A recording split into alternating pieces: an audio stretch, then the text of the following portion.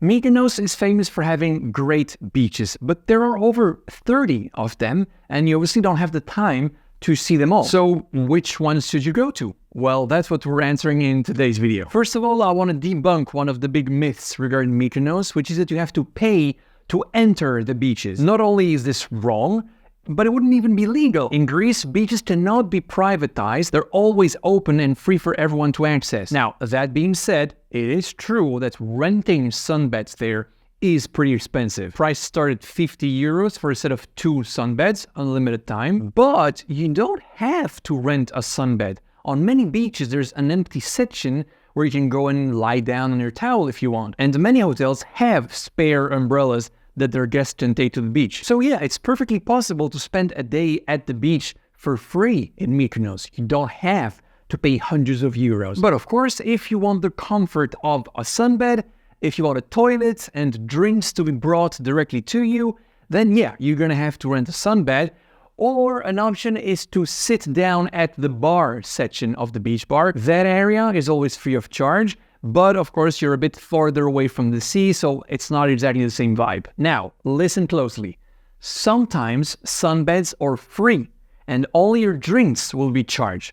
When that's the deal, you run away, because that means they're gonna charge you like 50 euros for one drink. Some of you fell for this, unfortunately. Here's one of the messages I got regarding this issue. You can pause the video if you want to read it. And something else, which is super important, before ordering anything at a beach bar, you always ask to see the menu. Don't order anything without knowing the price.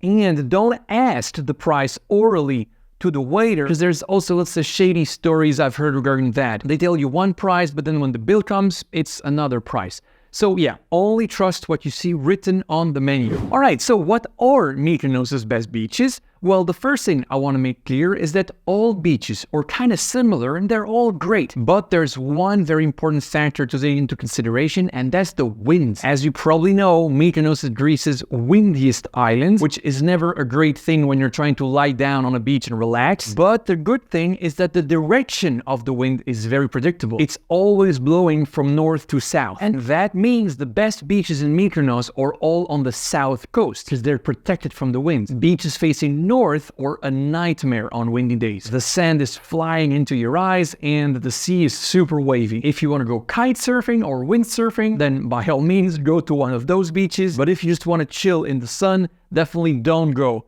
to the beaches up north. These are the 12 main beaches down south, and these 7 stand out because they're all connected to one another with water taxis. Now, what are water taxis? Well, it's these tiny boats going from beach to beach all day long, usually from 10 to 6, and it costs around 20 euros per person for the whole day. It's a very fun experience, and unless you suffer from seasickness, I'd definitely schedule one day where you're just gonna go from beach to beach, discovering the island in that way. Super fun. These water taxis operate from late May to mid-October, which, by the way, also corresponds to when the beach bars are open. And mind that if you're coming in September, October, the water taxis stop earlier, like 3, 4 in the afternoon, because the sun sets much earlier as well. Now, just so you know, out of the 7 beaches, those 3 are the ones with the famous beach parties. But just have in mind that drinks at those places are way more expensive than anywhere else. So if you want to party, but you don't care too much about being